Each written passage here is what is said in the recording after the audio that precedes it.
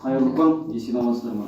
Бүгін Алматы қаласында осыдан 6 қазан референдум сайлауының қарсаңында 2 күн қалған кезде осы азаматтық белсенділер сол сайлауда бақылаушы боламын деп ниет білдірген, тіпті біздің ұйымнан куәлік алған азаматтарды дәл сол сайлауға 2 күн қалған кезде жаппай тәртіпсіздік және митинг ұйымдастырмақшы болды деген желеумен қамауға алған. Сол 12 азаматты қамауға алған. Соның 6-ы қазіргі таңда Си-18 қамау абақты мекемесінде жатыр. Қалған 6-ы қаладан, елден ешқайда кетпеу туралы қол қойып, қазір бостандықта. Бірақ 12 адамның 12-сіне де қылмыстық іс қозғалған. Сол кісілердің бүгін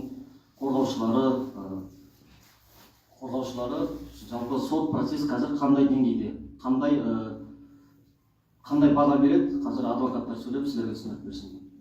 Бірінші Төлеген Бердіқожа ағамыз, өзіңіз қоғамымыздағы азаматтар туралы айтсаңыз. Қайырлы күн, құрметті ағайын. Осы іс басталғалы бері өздеріңіз алдында сіздерге мағлұмат бергендей, жаңағы қазір 4 ай болды, қамалып отыр. Іс бойынша бірнеше сараптамалар тағайындалған. Сол сараптамалардың қорытындысы бойынша жаңағы бәлки жақын арада іс бойынша өзгеріс болуы мүмкін. Біз өзіміз жаңағы қалалық прокурордың орынбасарына кіріп талап қойдық адамдарды жаңағы бас шараларын өзгерту туралы және сараптаманы тездетіп, қосымша сараптама тағайындау туралы өтініш келтірдік. Енді мен кеше кіріп шықтым, оның алдың күні Ерекен кіріп шықты, бүгін де кіріп шықты. Жігіттерге кереметтей жағдайлар нашар деп айта алмаймыз. Бірақ енді олардың да сол сәлемдемесі, сол бас шараны өзгертіп, әділ шешім шығартуға әрекет жасауды өтініп отыр. Енді өзіңіз білесіздер, іс бұрын жаңағы құпияланған болған, сондықтан жаңағы іс бойынша қоғамдық қорғаушы тағайындау мәселесі және жаңағы кездесу мәселесі кішкене күрделенген болған. Енді осыдан былай енді сол мәселе дұрыс шешіледі деп сондай хабар айтуға болады. Сондықтан енді мынау іс бойынша істің барысын жалпы біз қолхат берген іс туралы мағлұмат беруге болмайды тергеу барысында. Былай қысқаша айтқанда сол сараптаманы күтіп отырмыз. Сараптаманың қорытындысы бойынша өзгеріс болады деп мен өзім ойлаймын. Енді ар жағында әріптесім Ерекен қосымша айта жатар. Әзірше сол.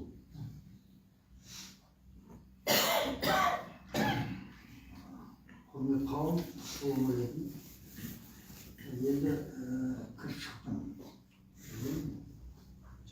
Сәлем айтып отыр. Микрофон жақын. Басшымызға сәлем айтып отыр бұл кісілер. Денсаулықтары жақсы, көңілді. Бұл жағынан бәрі дұрыс. Бұлай өтініштері сол енді бізге рахмет айтып жатыр бәрімізге. Не үшін қазір айтамын. Құпия болған, құпиялықты алтасқан. Сол енді мен ойымша ол жеңіс енді. Сот болса, енді болса оны бәріміз қатыса аламыз. Екінші, біз талап еттік бүкіл құжатты бізге беру. 70-ші уголовно процессуальный кодекс дейді ғой, соған сәйкес бізге олар міндетті түрде құжаттарды беру керек. Соны 4 ай бермей жүріп кеше берді. Бүкіл құжатты мен таныстым, сараптамаларды, қаулы бәрі менде. Ол да енді жеңіс, ол нәтиже. Енді осы барлығымыз қосылып, осы жан-жаққа жазып, өткізіп, конференция өткізіп, осы нәтижесі. Енді мен ойымша, ары қарай да осында жұмыс істесек, мен бәрі жақсы болады. Енді олар кәдімгі қарапайым, белсенді ғой, кәдімгі қарапайым, сварщик, таксист, оларға енді үстіне қойып жатқан айып, мен ойымша ол жоқ қой еш нәрсе. Мен ойымша ол енді 272-ші бап, 1-ші бөлігі ғой енді. Енді ары қарай қазір оларды қамап отырған себебі ол сараптама. Сол сараптамаға қарап Мырзахаджаев деген сарапшы соған соның қорытындысына сәйкес 5 адам, 6 адам емес, 5 адам қамалып отыр. Ол сараптамаға да біз қазір комплексная сараптама дейді ғой, комиссионный дегенде 5 сарапшы қосымша қарайды енді. Оған да бас тартқан енді ол да жеміс. Ол сол сараптаманы қайтадан қарайтын болды. Уже бір сарапшы емес Мырзахаджаев, а 5 адам. Комплексно дейді, комиссияны қай жерге жібереді, мен білмеймін. Мүмкін Астанаға жібереді, Шымкентке жібереді, мүмкін Алматыға өзі қарайды. Институт судебных экспертиз деген бар бізде. Мемлекеттік мекеме ғой енді. Солар қарайды. Ойқа енді өтініш жазамыз, кәдімгі өзімізді талабымыз қоямыз олардың алдына. Біздің жұмыс міндеттіміз осы болмайды. Сол енді сараптама, бірінші сараптама енді оны емес. Енді оны оқыдық, кеше оқыттым, түнімен оқыдым. Енді ол енді ішінде енді бар. Бірақ кісілерге көрсеттім осыны, олар енді есімізде жоқ деп отыр, ондай сөз айтық па, айтпадық па, енді біз көреміз қарай. Біз подписка бердік, разглашение материалов дела, енді көп нәрсе айта алмаймын. Енді осы жет жарасы осы. Бұл енді осы айтатын осы, енді сұрақтарға жауап беремін, енді мына кісілер сөйлесін. Қоғамдық қорғаушы Гүлзамира Сыдықова, сіз өз сөзін айтсаңыз. Армысыздар.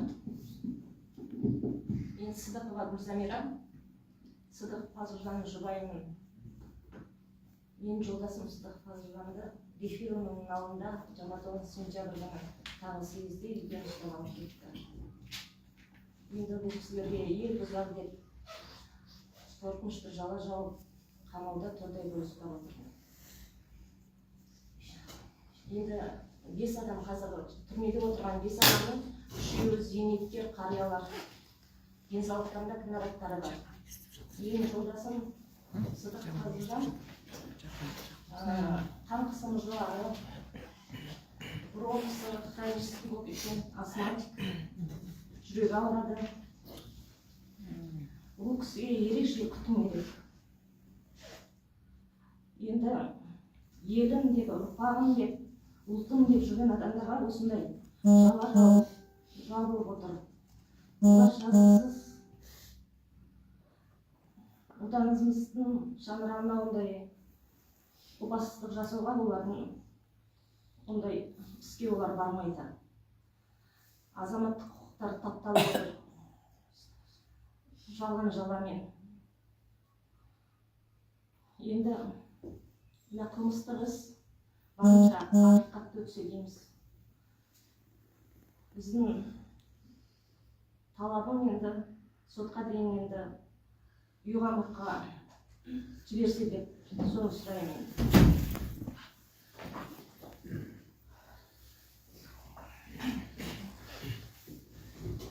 ал азаматтық қорғаушы Балшекер Жолубаева. Бұл Жанат ағаның қорғаушысы. Нұрлан ағам. Жоқ.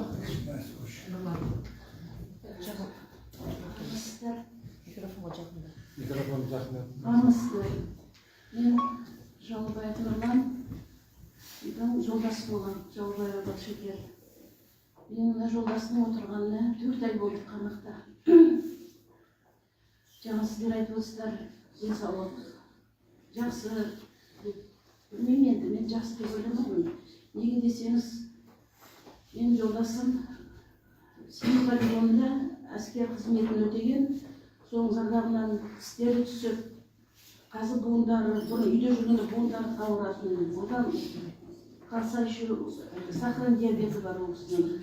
И тем более ол кісіге ерекше күтім керек, диетический тамақтар керек. Мен бір таңғалатыным, бұл кісілер елім, жұртым, халқым деп жүрген адамдарға неге соншалықты әділеттік жасайды. Жаңа соттап, қорлап, жаңа бұл кісілерді. Пенсиядағы кісілер бұл кісілер, тем более, білмеймін, бұл кісілердің қандай бұзушылық көріп тұрғанын. Енді ондай ел бұзуға, жаманшылыққа барады деп ойламаймын. Енді өзім жолдасымды айтсам, өте сондай жақсы үлгілі отбасы, қамқор әке, жаңа немерелердің мейірбан атасы, ұлтым, жұртым, жаңа халқым деп жүрген азаматтарды қазір қарап отырсақ, ни за что ұстап отыр. Енді кешірім сұраймын, жаңа орысша сөйлегенде. АЭС-ке, например, халықтың бәрі қарсы болды. Оның қазір мен де қарсымын, әлбетте. Мен де апарып отырғызып қойсын.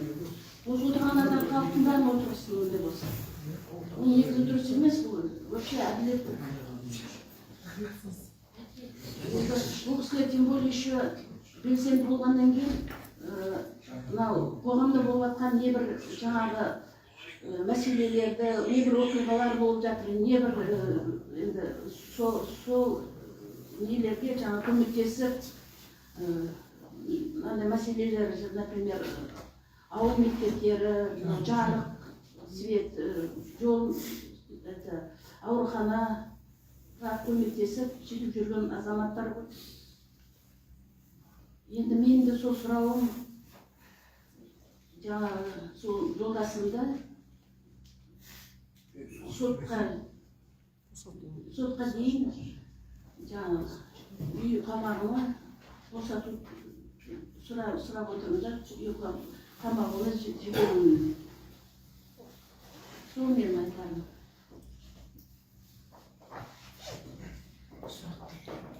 Қазір сұрақ қоймас бұрын, жалпы осы қамаудағы үстінен іс қозғалған азаматтар қамалмас бұрын өздеріңіз білесіздер, ДБ-ның алдында айтқан болатын.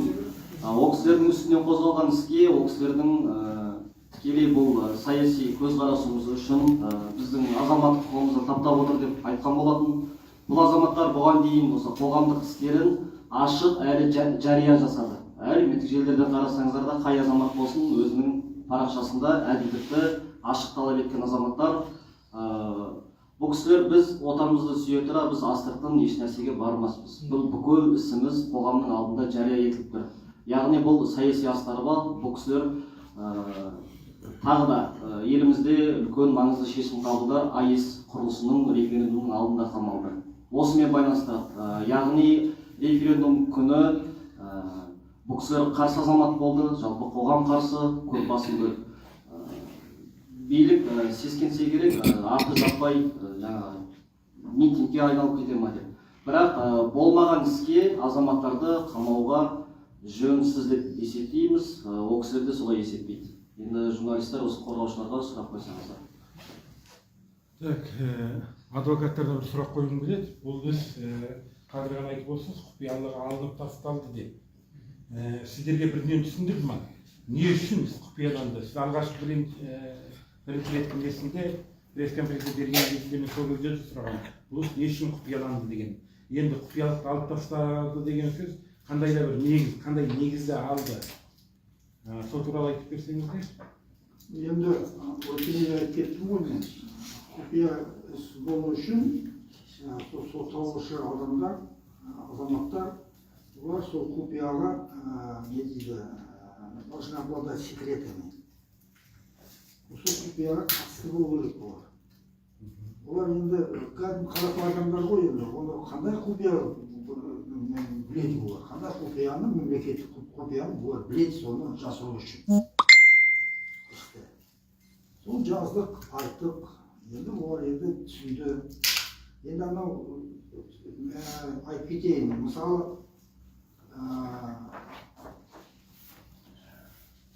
Борбаевтар сатып алды, олар енді мәлімет, олар біледі құпия жағынан. Олар мемлекет қызметкерлер, бизнесмен үлкен, олар енді олардың соттары жабық өтеді. Себебі олар обладатели секретов государственных. Олар енді қарапайым адамдар, олар не біледі, қай құпияға олар қатысты. Құпия, мен қойған сұрағым прокурорға. Құпия үшін олар подписка беру керек, осында құпияны мен ешкімге айтпайын, таратпайын деген. Мысалы, Жаубаев, сварщик, қандай құпия біледі? Ол қызметкер емес қой, мемлекеттік қызметкер. Енді Ерген аға бір сөз құпиялықты алып тастады деген немен түсіндірді алып тастағандарын? Енді оны түсіндіру, енді мен түсіндім ғой, енді нәтиже жоқ болса ешнәрсе.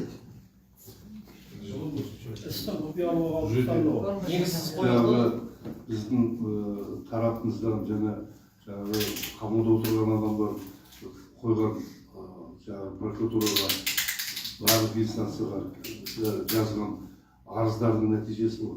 Біздің нақты көрсеттік қой. Құпияларға негіз жоқ екендігін. Жаңағы Ерекең айтқандай, бұл іс құпиялану үшін құпиялық іс болу керек. Немесе жаңағы зорлық дейді ғой, жыныстық қатынас бойынша істер кейде жәбірленушінің өтініші бойынша құпияландырып, жабық өткізеді. Бұл жерде негіз жоқ, жай қарапайым адамдар өздерінің пікірлерін айтқан, сондықтан бұл жерде біздің айтып отырғанымыз сараптама деп отырғанымыз. Қанша Мирзақожаевтың сараптамасы дұрыс емес деп біз әуелде бірінші күннен бастап сол біздің қойған талабымыз, сол талап енді сол талапты қанағаттандырып отыр. Потом құпиялық, тізімі бар ғой, қандай істер құпияға жатады дейді.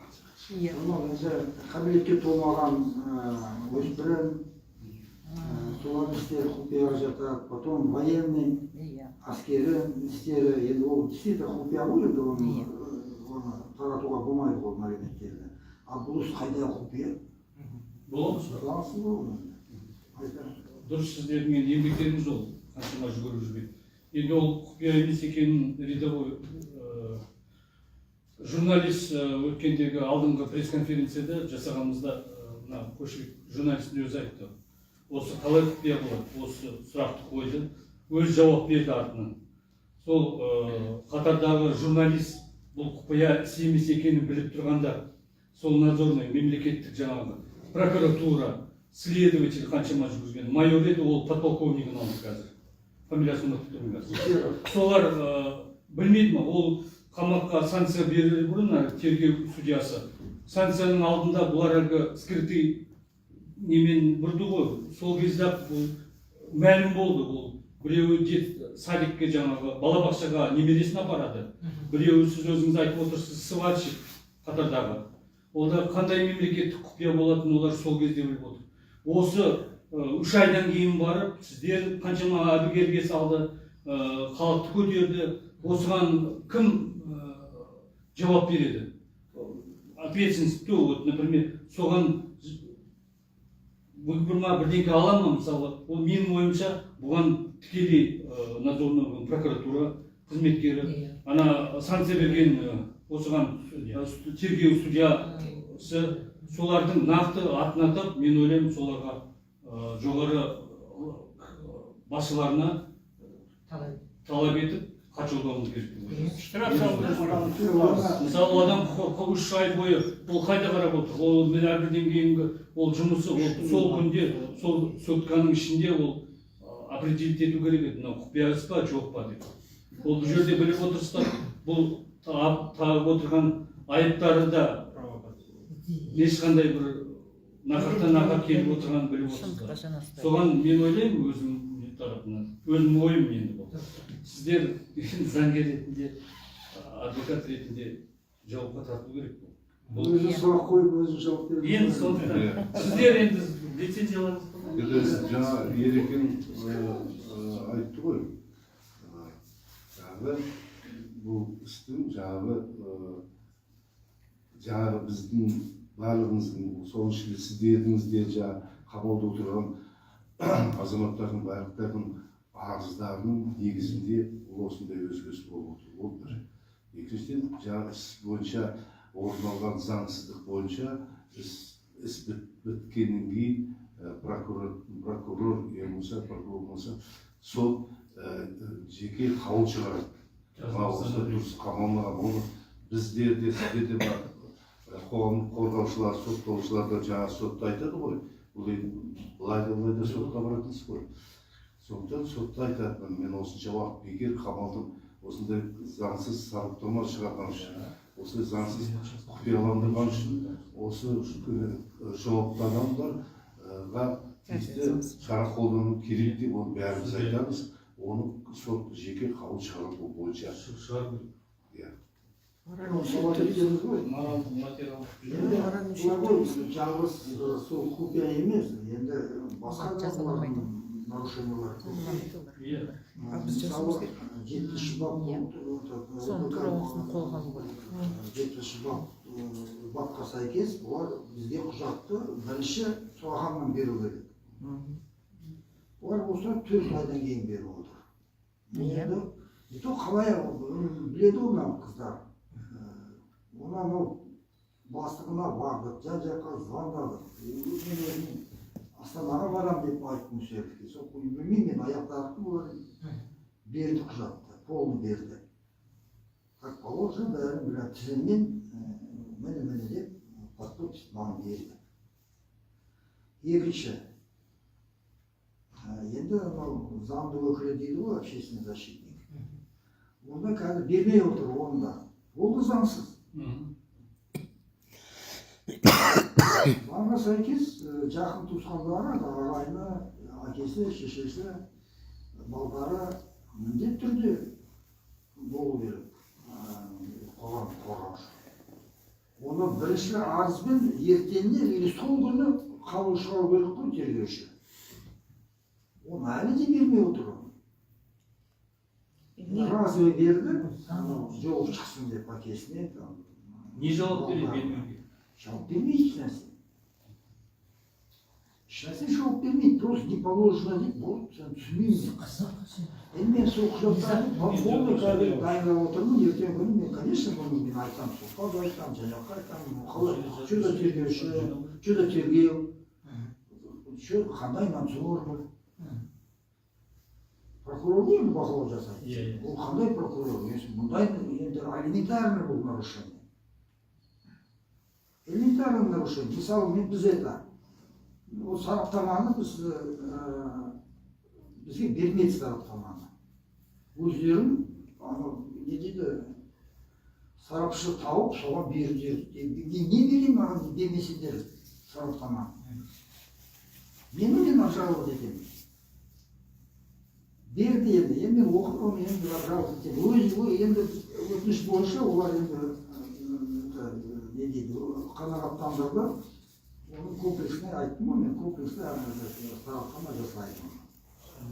Енді бұны 4 айдан кейін істеп отыр. 3 айдан.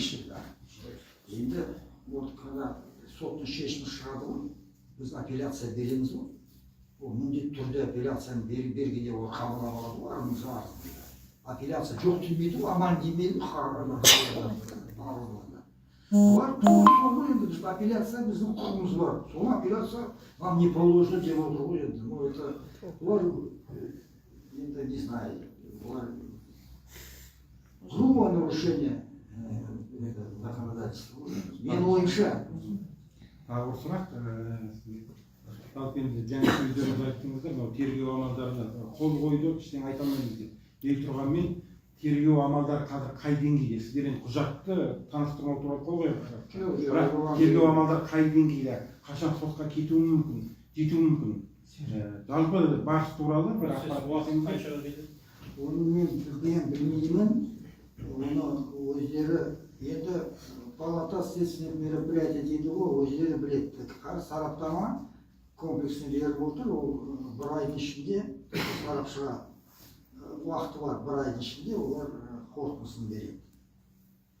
Осы қаулын дайындап, тағайындап, соны жібереді, бір ай күтеді, минимум 1,5-1,5 ай, ол только сараптама. Ол 2 ай, потому что келеді, ознакомление болады, ол 2 ай минимум только сараптама болады. Одан кейін мынау 6 емес 8 адам қорғауға құқығы бар куәгерлер.